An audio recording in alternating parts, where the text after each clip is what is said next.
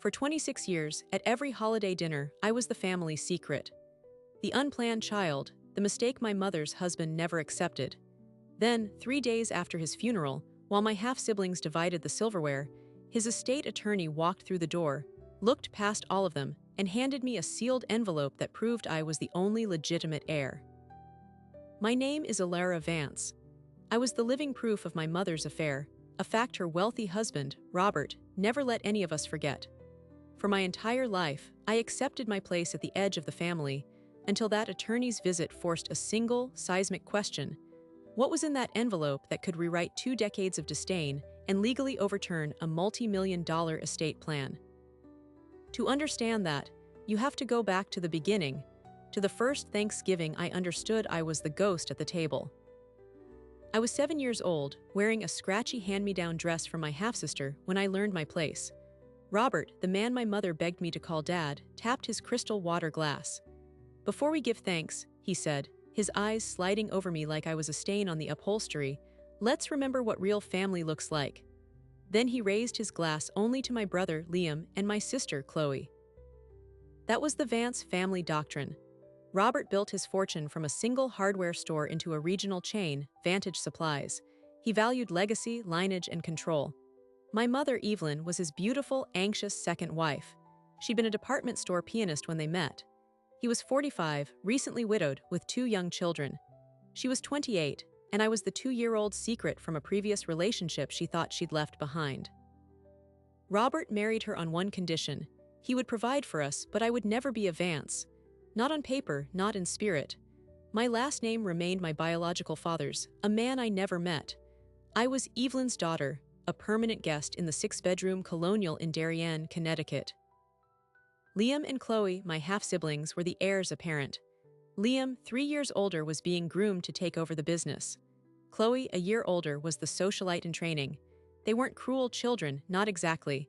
They were simply taught that the world and this house was theirs.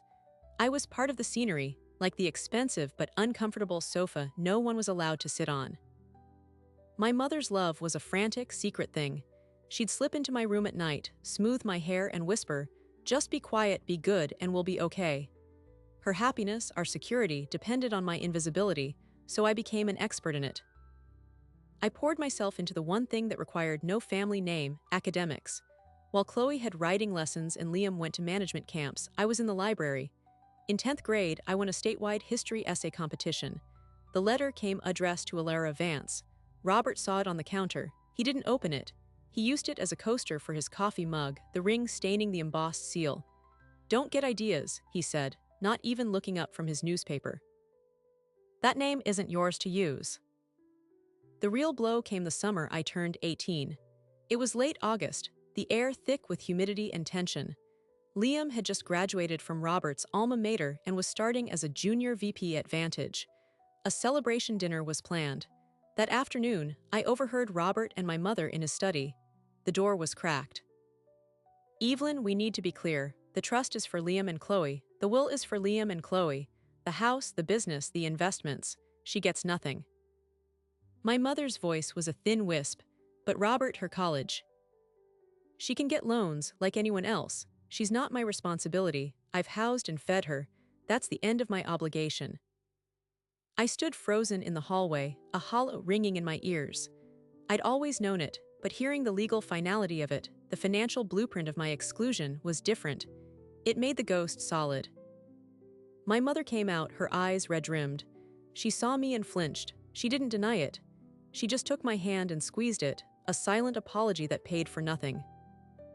I left for a state college on a patchwork of scholarships and maximum student loans. I studied forensic accounting, of all things. Maybe some part of me wanted to learn how to follow the money, to understand the language of the documents that would one day lock me out. For the next 8 years, I built a life parallel to the Vances. I got my degree, landed a job at a reputable firm, rented a small apartment. My contact with Darien was limited to obligatory holidays, where I'd resume my role as the specter at the feast. Robert's disdain had mellowed into a cold, consistent indifference. Liam was busy running a division. Chloe was on her second divorce. I was 26, professionally stable and emotionally detached. Then my mother was diagnosed. Early-stage pancreatic cancer. The prognosis was tough but not hopeless. For the first time, I saw a crack in Robert's armor. He was terrified of losing her. He hired the best specialists, moved her to a top hospital in Boston. During those months of treatment, a fragile, desperate alliance formed between us. We'd take shifts by her hospital bed. We rarely spoke, but we shared the same fear. One night, it was just the two of us in the dim hospital room. My mother was sleeping, worn thin by chemo. Robert, looking older than I'd ever seen him, stared out at the city lights. "She's the only good thing I ever did," he said, more to the window than to me. It was the closest thing to a vulnerable statement I'd ever heard from him. I thought maybe, just maybe, the ice was thawing. That facing mortality had rewritten his calculus on what constituted family. I was naive. My mother went into remission. Life in Darien resumed its normal rhythm. The crisis was over, and so, it seemed, was the temporary truce. Things went back to how they were. But then, 3 months after her clean scan, Robert called a family meeting. Not a phone call to me, a message passed through my mother. "Sunday dinner, be there." It felt ominous. When I arrived, the atmosphere was formal. Liam and Chloe were there, looking serious. Robert sat at the head of the table, a folder in front of him. My mother sat to his right, her hands clasped tightly in her lap, unable to meet my eyes. "Now that everyone's health is stable," Robert began, his voice all business, "it's time to ensure the family's stability. I've had my estate plans updated and finalized." He opened the folder. "Liam, you receive 51% of Vantage supplies, effective upon my death with full operational control. Chloe, you receive the residential properties, the liquid investment portfolio, and a 30% non-voting stake in the business." He laid out the trusts, the allocations, the legal structures.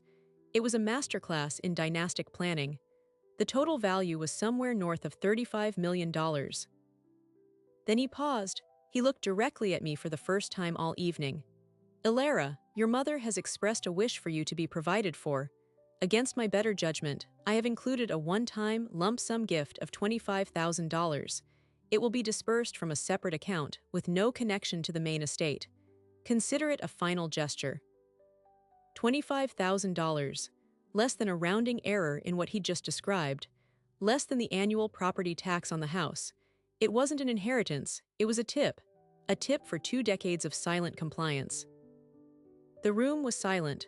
Liam studied his nails. Chloe examined a flaw in the tablecloth. My mother was crying silently, tears streaming down her face, but she said nothing. She didn't fight for me, she just let it happen. "Do you have anything to say?" Robert asked, not with challenge, but with genuine curiosity, as if wondering how a piece of furniture might respond. I looked at my mother's tear-streaked face, at my siblings, studied indifference, at Robert's cold, expectant gaze. Every instinct told me to scream, to throw the water glass, to demand to know how they could do this. But I heard my 7-year-old self's mantra, my mother's nightly plea, "Just be quiet, be good." So I said the only thing that felt true in that moment, "I understand." I left that house for what I believed was the last time. The next 18 months were a quiet severance. I saw my mother for occasional, awkward lunches. Robert died suddenly of a massive heart attack 6 weeks ago. I didn't go to the funeral.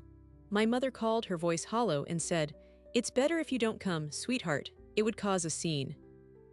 I agreed. The story was over. I had my $25,000 consolation prize waiting somewhere in probate, and I had made my peace with it. Or so I thought. Because 3 days after we buried him, as Liam and Chloe gathered in the very same dining room to casually divide the physical spoils, the art, the silver, the jewelry, a man in a tailored suit walked through the front door without knocking. He carried a briefcase and an expression of grave purpose. He was Robert Vance's personal estate attorney, a man named Arthur Shaw. And he was looking for me. All conversation died. Liam had been holding a silver candelabra. He slowly set it down.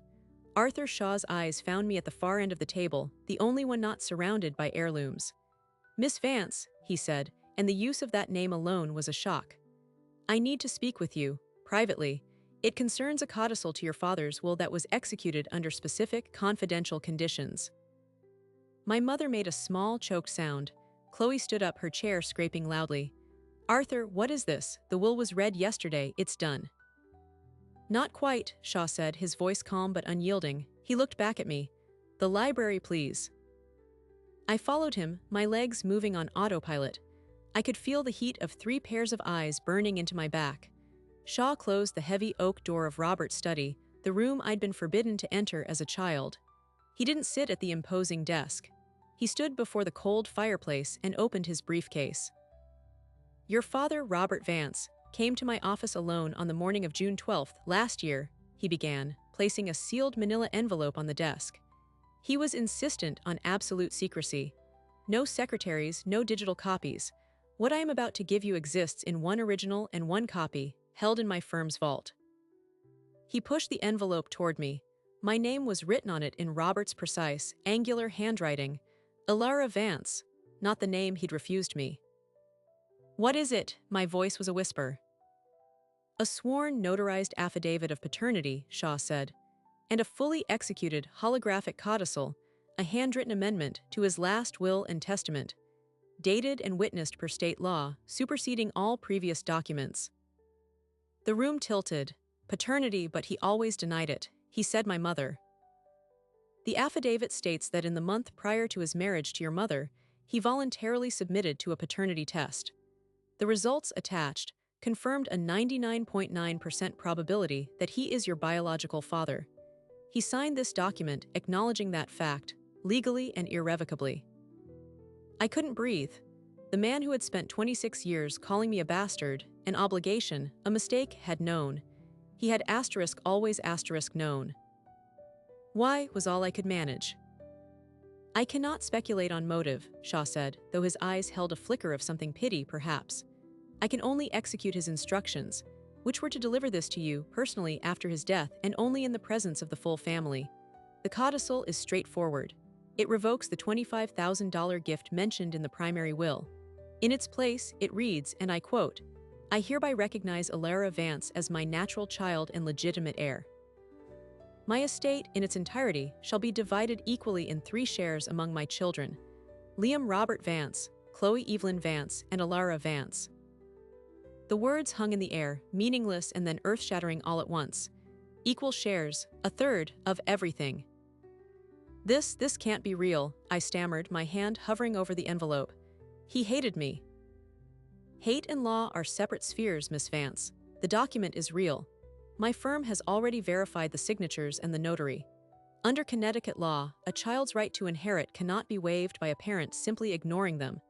If paternity is established, you are an heir.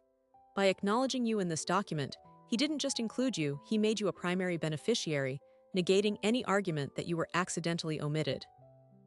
He tapped the envelope. There is more inside, personal correspondence for you. My legal advice is to take this, say nothing to your family in there, and contact your own attorney immediately.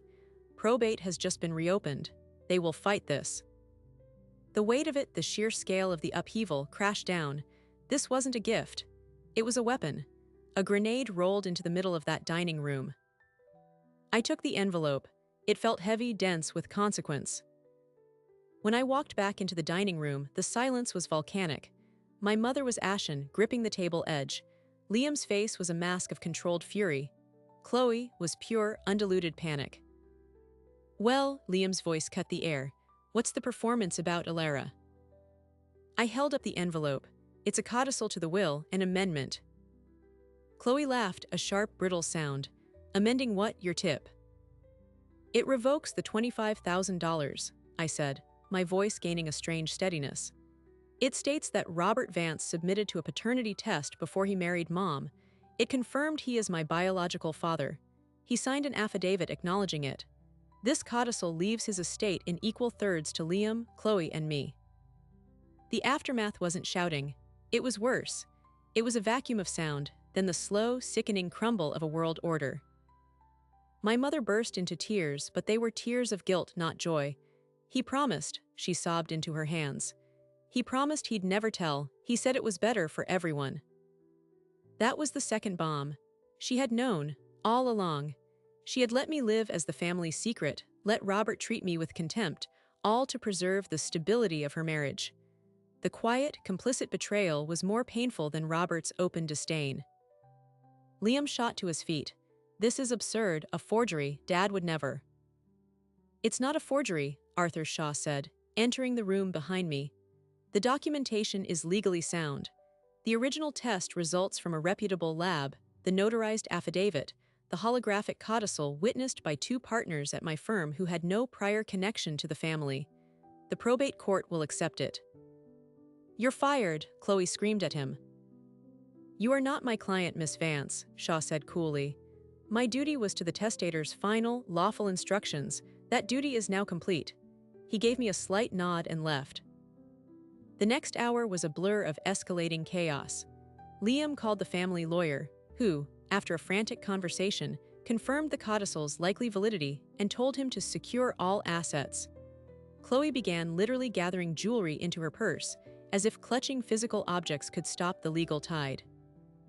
I stood there, the unopened personal letter burning a hole in the envelope, watching the family I'd never been part of disintegrate because of me. I drove back to my apartment in a daze. Inside, with the door locked, I finally opened the envelope. The legal documents were dense, but the truth was inescapable. The lab report was dated 3 weeks before their wedding. He knew on his wedding day that I was his. Beneath them was a single sheet of his personal stationery. Ilara asterisk. If you are reading this, I am gone, and Shaw has done his job. By now you know the facts. The test was my idea. Your mother begged me not to do it. She was afraid of the answer. I needed to know. I have spent your life punishing you for my own weakness. I punished you for the embarrassment I felt, for the complication you represented to the clean legacy I wanted to build. I told myself I was protecting Liam and Chloe, but I was protecting my own pride. Seeing you with your mother when she was sick, you were steadfast. You asked for nothing. You were just there. My other children came with schedules and obligations. You came because it was the right thing to do. I realized I had spent a lifetime building a monument to the wrong things. The money is not an apology. Apologies are for small things. This is for the life I took from you. Do not let them tell you it isn't yours. The law is on your side because I finally put it there. Do not make my mistake. Do not confuse pride with principle. R asterisk. I read it 5 times. The cold, calculating man I knew was in every line, yet the message was one of staggering, late-arriving clarity. It wasn't love. It was a settlement. A cosmic correction entered into the legal record. The next morning, the war began. I hired a lawyer, a fierce estate litigation specialist named Miriam Costa. Her first move was to file the codicil with the probate court, effectively freezing all distributions from the estate. Liam and Chloe's response was swift and brutal. Through their lawyers, they launched a multi-pronged attack.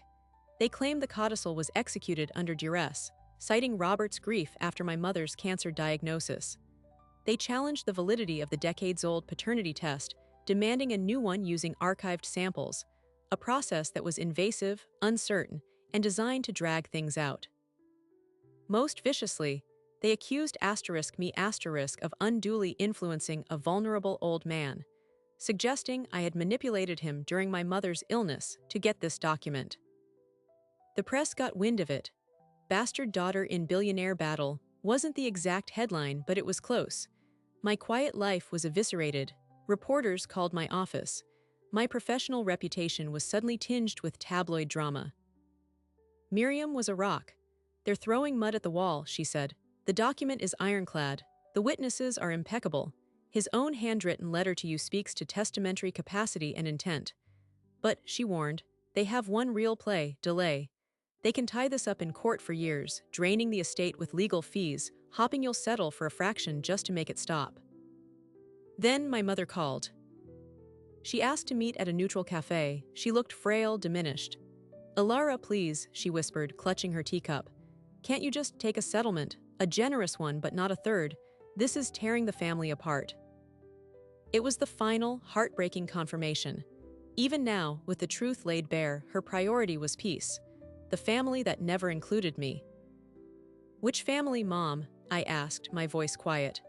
"The one where you let me be the secret. The one where he legally disowned me. That family was already broken. I'm just picking up the pieces that have my name on them." She left in tears. I sat there, feeling like the villain in everyone's story. But then Miriam called with new information. "We've subpoenaed the lab for their full records on that original test," she said. "It wasn't just a paternity test, Alara. It was a comprehensive genetic screening.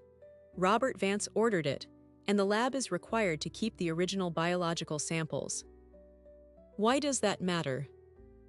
"Because," Miriam said, her voice sharp with focus, "if we can get a court order to retest those original samples with modern DNA analysis, it's game over. It's irrefutable contemporary proof. But more than that, the full records might tell us why he really ordered such a thorough test just before his wedding."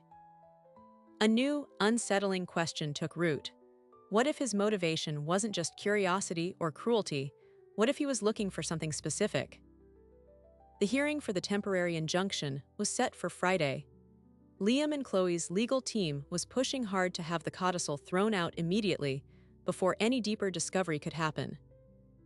The night before the hearing, as I was poring over documents, an email arrived. It was from a woman named Anya Petrova, with a subject line that froze my blood. Asterisk regarding your biological father and the Vance family. The email was brief and chilling. "I was a research assistant at the Genetrix lab in 2002 when your test was processed. What Mr. Vance was looking for wasn't simple paternity. There's a reason he never disclosed the full results, even to your mother. If you want to know what's really in your blood and why he treated you the way he did, meet me tomorrow before your hearing. Come alone." I stared at the screen, the legal battle suddenly feeling like the surface of a much darker, deeper ocean. Robert's letter said he was punishing me for his weakness. What if his weakness had a name? What if my very existence was a threat to the legacy he was so desperate to protect? The hearing was in 12 hours, and I now had a rendezvous with a ghost from a lab who claimed to hold the key to everything. I met Anya Petrova in a 24-hour diner at 5 a.m. She was in her 40s, with sharp eyes and nervous hands. She slid a photocopied lab report across the sticky table. "He didn't just test for paternity," she said, her voice low. "He ordered a full panel for hereditary neurological conditions, specifically Huntington's disease, and your results came back positive for the gene expansion. You were a carrier." The words meant nothing and everything at once. Huntington, a degenerative, fatal brain disorder, hereditary. "My mother," I started, "was tested in the same batch. She was negative. The gene came from him, Alara. Robert Vance was pre-symptomatic, but he carried the gene. He knew he could pass it on. That's why he tested you." The world narrowed to the photocopied page. There it was, in cold clinical language. A CAG repeat count far above the normal range. A genetic sentence. "He was terrified of it," Anya continued. "I remember processing the file. His instructions were explicit. Only a verbal confirmation of paternity was to be given. The full written report, especially the Huntington's marker, was to be sent only to him, marked destroy after review. I made a copy because it felt unethical. He was trying to erase the information." My mind raced, connecting the horrible dots. His lifelong distance. The cruel comments about me being defective or unstable. It wasn't just contempt. It was projection. A deep, genetic self-loathing he saw mirrored in me. I wasn't just a reminder of his wife's affair. I was a living carrier of the disease he feared would dismantle his own mind and his perfect legacy. "Why tell me now?" I asked, my throat tight. "Because your siblings, lawyers subpoenaed the lab yesterday for all records," she said. "They're going to get this. And when they do, they won't see a sick man trying to protect his child from a terrible truth. They'll see a goldmine. They'll argue you have a reduced life expectancy, that inheriting a vast sum is irresponsible, that you're a financial risk. They'll use your own DNA against you." She was right. It was the ultimate weapon. Not just a legal challenge, but a moral one. Should someone with a terminal illness get a third of the fortune? I thanked Anya, took the copy, and drove to the courthouse in a fog. The hearing was a brutal affair. Liam and Chloe's lead attorney, a sleek man named Donovan, was already on the attack, arguing the codicil was the product of a mentally diminished man manipulated by a desperate outsider. My lawyer, Miriam, was a fortress. She methodically entered the affidavit, the codicil, and the testimony of the witnessing attorneys, building a wall of legal procedure around my claim. Then Donovan stood for his rebuttal. Your Honor, while my opponents cling to paperwork, we must consider the broader context of undue influence. The relationship between the claimant and the decedent was, by all accounts, estranged and hostile for decades. What could possibly explain such a radical deathbed change of heart? He let the question hang. I could see Liam staring straight ahead, a muscle ticking in his jaw. Chloe was smirking faintly. They knew what was coming. They had the report. But Donovan didn't introduce it. Not yet. He was saving it. This was just the softening blow. The judge, a weary-looking woman, granted Miriam's request for a temporary injunction freezing the estate. But she also granted the other side's request for a full evidentiary hearing, including discovery into Robert Vance's medical and mental state in his final year. It was a draw, which meant the war would continue. As we were packing up, Donovan approached. A word, Miss Vance, he said, oozing false sympathy. This process will be long and public, and some information, once it's entered into the court record, it's public forever.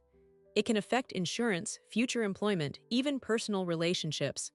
Perhaps we should discuss a private settlement, one that provides for your specific needs. The threat was crystal clear. Settle now for less, or we will destroy you with your genetic truth in open court. Miriam stepped between us. Any communication will go through me, counsel. Good day. In the car, I showed her Anya's photocopy. Miriam read it, her face grim. This changes the tactical landscape, she admitted. It gives them a powerful, equitable argument, even if the legal one is weak. The court has broad discretion in probate matters. They could argue for a structured trust, limiting your access. So I lose either way. If I fight, I'm the diseased gold digger. If I settle, I get pennies. Not necessarily, Miriam said, a new intensity in her eyes. This is a two-edged sword. If Robert Vance knew he had this gene and knew he passed it to you, then his entire life was a pretense. His treatment of you wasn't just cruel, it was a form of self-denial. A judge might see his final codicil not as manipulation, but as the ultimate admission of guilt and responsibility. We need to reframe the narrative. Her plan was audacious. We wouldn't wait for them to weaponize the report. We would introduce it ourselves, but on our terms. We would commission a sworn affidavit from a leading genetic counselor explaining the implications, the advances in treatment, the fact that being gene-positive did not mean I was incapacitated. We would make Robert's secret the centerpiece of our case, his shame, his failure, and his final, flawed attempt at atonement. It was a huge risk. It meant laying my most private, terrifying reality bare in a public courtroom. That night, I couldn't sleep. I kept thinking of Robert's letter. Do not confuse pride with principle. His entire life was pride. Was this his attempt at principle, leaving money to the daughter who carried his cursed gene, the living evidence of his own mortality? A new, even more disturbing thought occurred to me. If he had himself tested, and tested me, did he test Liam and Chloe? I called Miriam first thing in the morning. We need to subpoena his complete medical records, not just the last year, everything. And we need to see if there are any medical records for Liam and Chloe that mention genetic counseling or testing. A week later, the answer came, and it was worse than I imagined. Robert Vance had been secretly seeing a neurologist for 5 years. His medical file contained a tentative, pre-symptomatic diagnosis of Huntington. He'd begun experiencing minor cognitive lapses, irritability, and subtle motor tics he'd blamed on stress. But the bombshell was in a footnote in a psychiatrist's report, a doctor he'd seen for the anxiety his diagnosis caused. The psychiatrist noted, patient expresses profound guilt regarding children, has encouraged both adult children L and C to undergo genetic testing for family planning. Both have refused. Patient states he will ensure they are provided for regardless, but anger is palpable. He feels they are ignoring a ticking clock he himself is facing. He had tried to warn them. They had refused to look. They had chosen ignorance. And in that refusal, I saw the final, twisted piece of the puzzle. Liam and Chloe weren't just fighting me for money. They were fighting the truth. My existence, and now my inheritance, forced them to confront the very genetic reality they had denied. If I won, it wasn't just about money. It was proof that their father, in his final act, chose to reward the child who embodied the truth he feared, over the children who refused to see it. The evidentiary hearing was set. The press was in a frenzy. Genetic bombshell in Vance inheritance war. The night before, Liam called me. It was the first time he'd spoken to me directly since the attorney walked in. "Ilara," he said, his voice strained, "you need to stop this." "Stop what? Claiming what's legally mine?" "You have no idea what you're unleashing," he hissed. "That disease, it's a nightmare. It destroys everything. If you bring this into court, you destroy Dad's legacy, the business, everything he built." "He built it knowing he had this," I shot back. "And he left a third of it to me.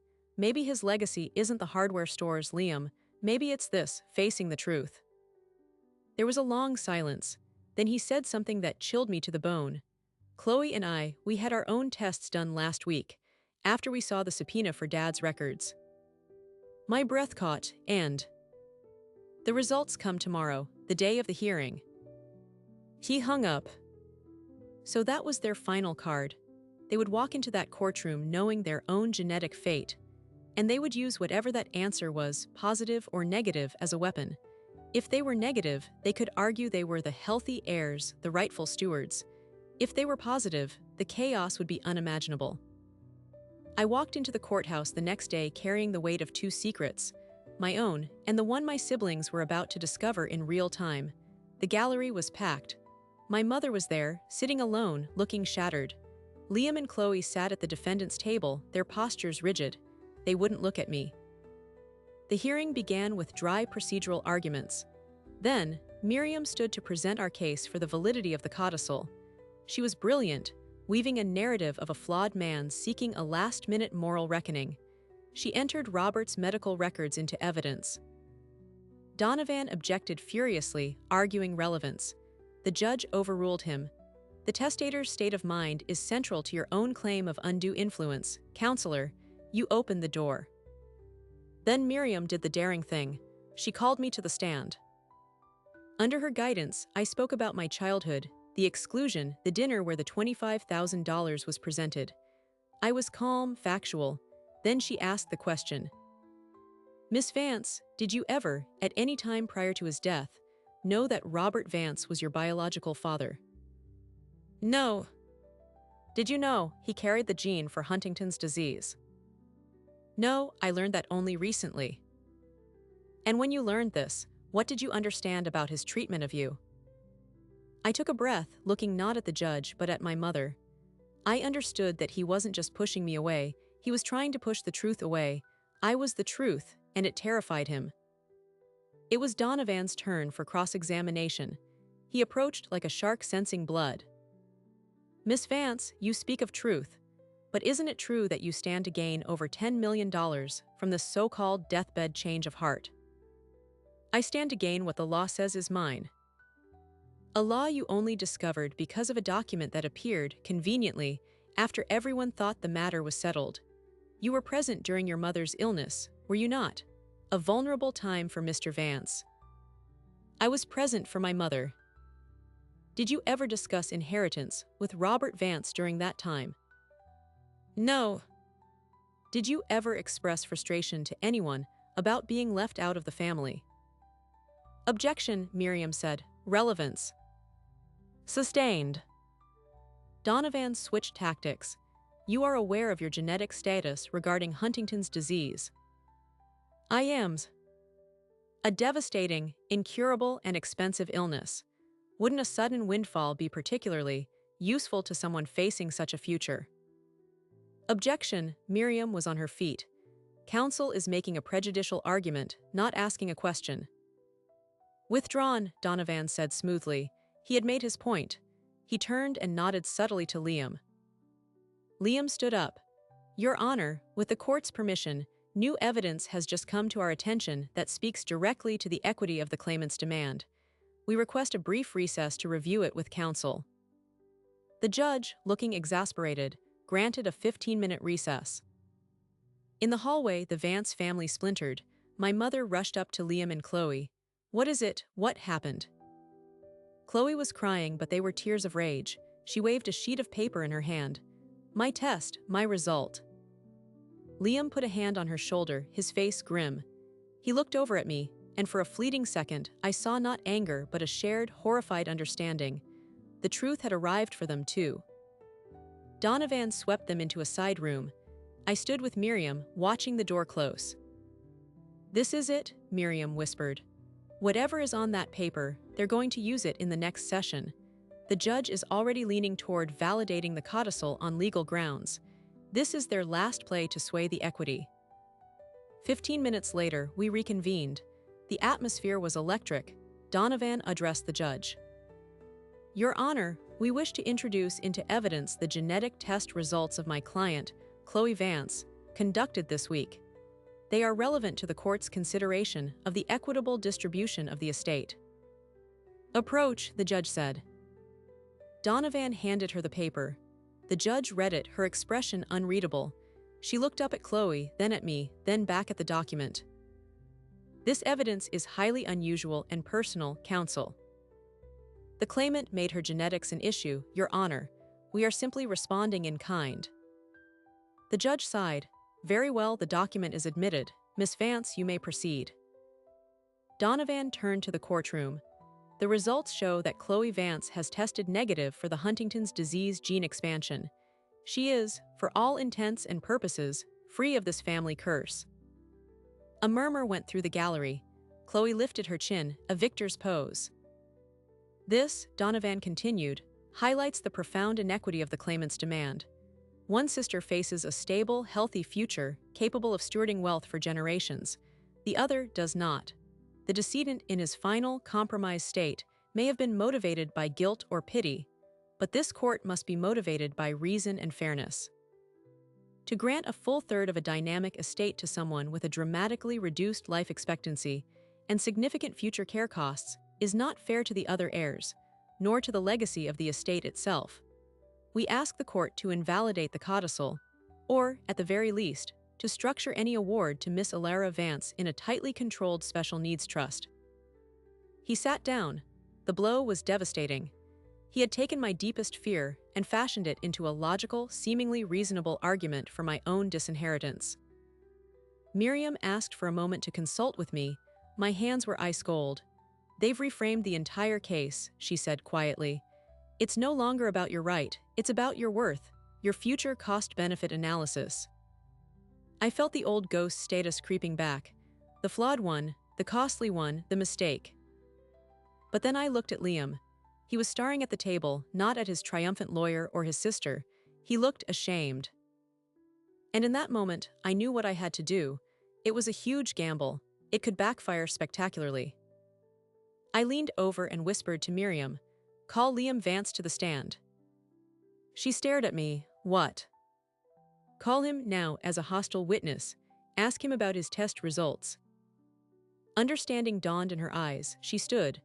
"Your Honor, the claimant calls Liam Vance to the stand." Chaos erupted. Donovan shot up, objecting. Liam looked stunned. The judge banged her gavel. "On what grounds, counselor?" "To rebut the implication of selective evidence, Your Honor," Miriam said. "The defendants introduced one sibling's test to argue genetic equity. The court deserves the full picture. We believe Mr. Vance also underwent testing." The judge looked at Liam. "Mr. Vance, have you undergone genetic testing for Huntington's disease in the past week?" Liam closed his eyes, then he opened them and looked straight at me. "Yes, Your Honor." "And do you have the results?" A long, painful pause. "I do." "Will you provide them to the court?" He looked at his lawyer, Donovan, who was frantically shaking his head. Then Liam did something extraordinary. He reached into his inner suit pocket, pulled out a sealed envelope, and stood up. "I wills." He walked to the witness stand, was sworn in, and handed the envelope to the bailiff, who gave it to the judge. She opened it, read it, and her face softened with something that looked like pity. "The result indicates that Liam Vance has tested positive for the Huntington's disease gene expansion," the judge said, her voice quiet. The gasp in the courtroom was audible. Chloe whirled around in her seat, her face a mask of betrayal and shock. He hadn't told her. Miriam pounced. "Mr. Vance, you knew this result before today's hearing." "Yes."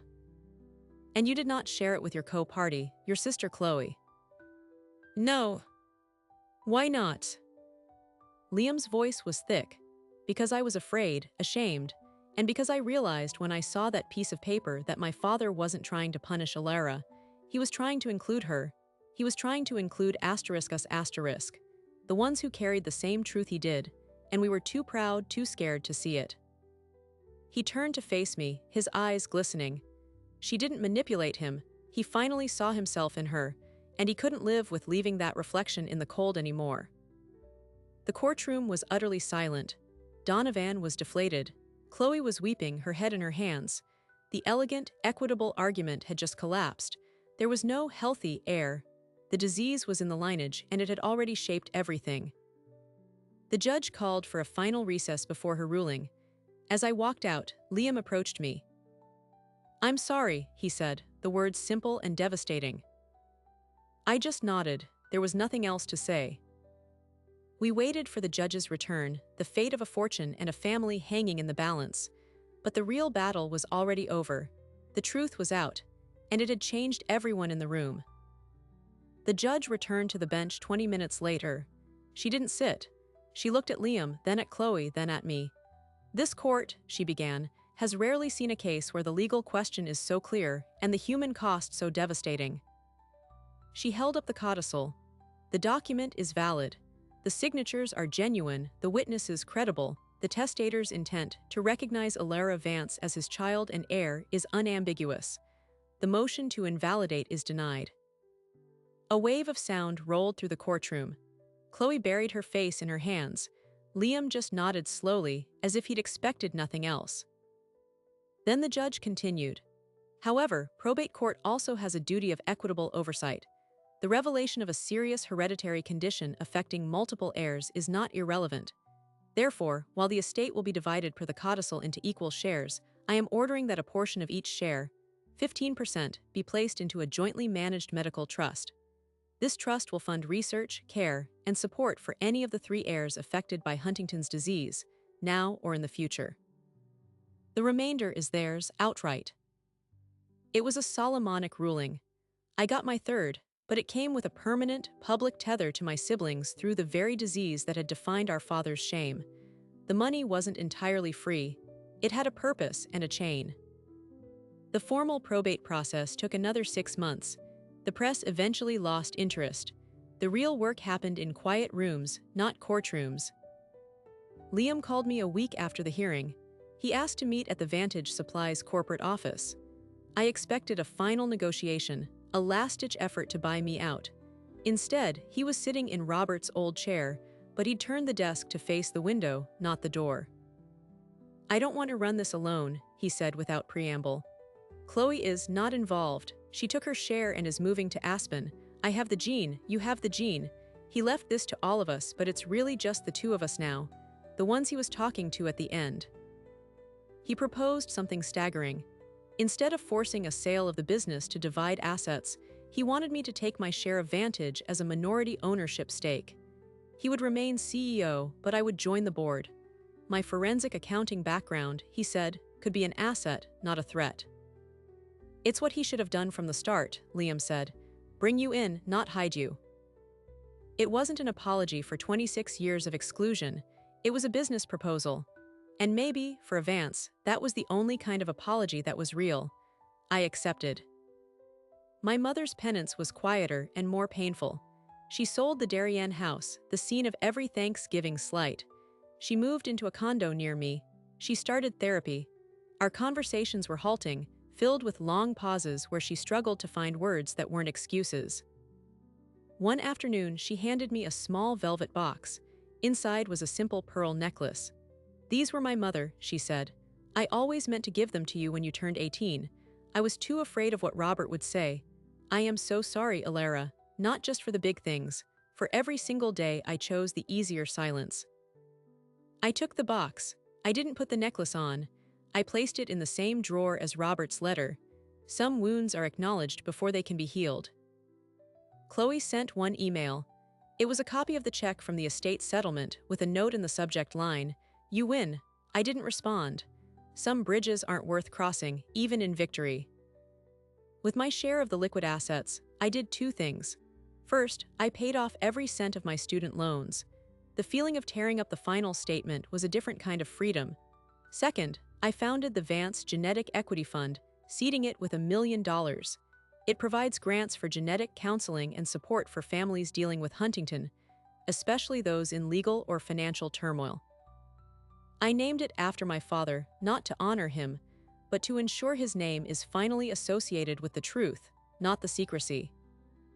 The surprising detail came from Arthur Shaw, the estate attorney. He requested a final meeting after all the paperwork was signed. "There was one more instruction from your father," he said, placing another, smaller envelope on his desk. "To be delivered only after the estate was fully settled and all litigation was concluded." This envelope contained a single key and a slip of paper with an address in Newport, Rhode Island. It was a safety deposit box. I drove there the next day. The box contained no more money, no stocks.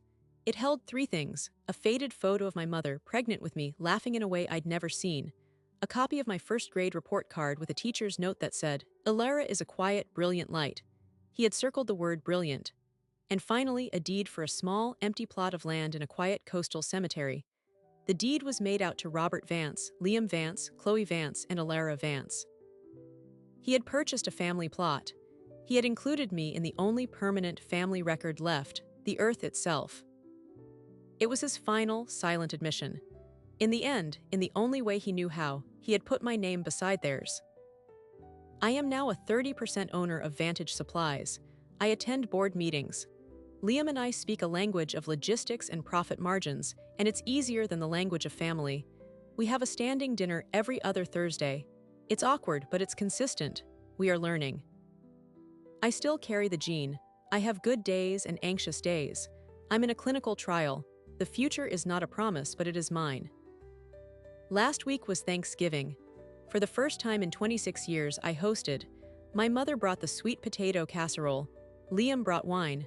Chloe didn't come, but she sent a floral arrangement, an impersonal, expensive peace offering. As we sat down, I realized there were 4 plates.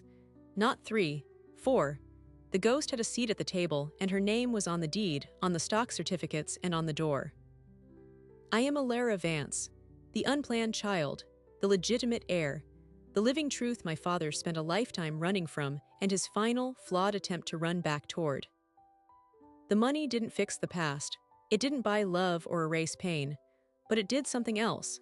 It gave me a seat at the table I was always meant to have. And it gave me the power to decide, for the first time, who gets to sit at mine. The door is open, but I'm the one who holds the key. So what is a family, really? Is it the name on the deed, or the truth in the blood? Is it the story told at the dinner table, or the one buried in a lawyer's envelope? My story isn't about a lottery win. It's about a correction.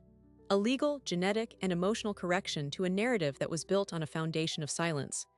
For 26 years, I was the living secret, the inconvenient truth my family tried to wish away. But the truth has a patient, relentless gravity.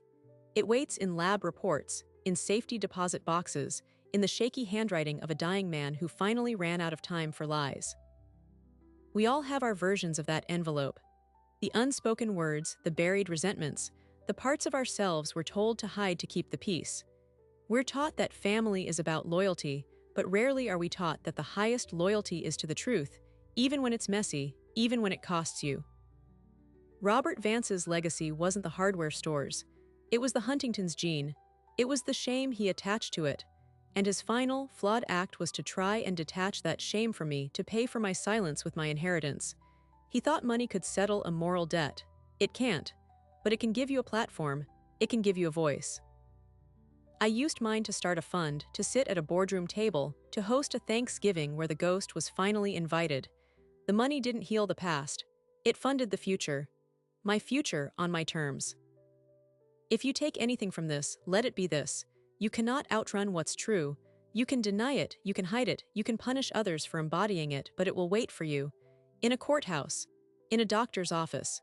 In the quiet moment when you're finally alone with who you really are.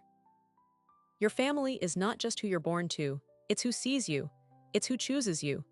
And sometimes, if you're very lucky, it's who finds their way back to you after getting lost in their own pride for a very long time.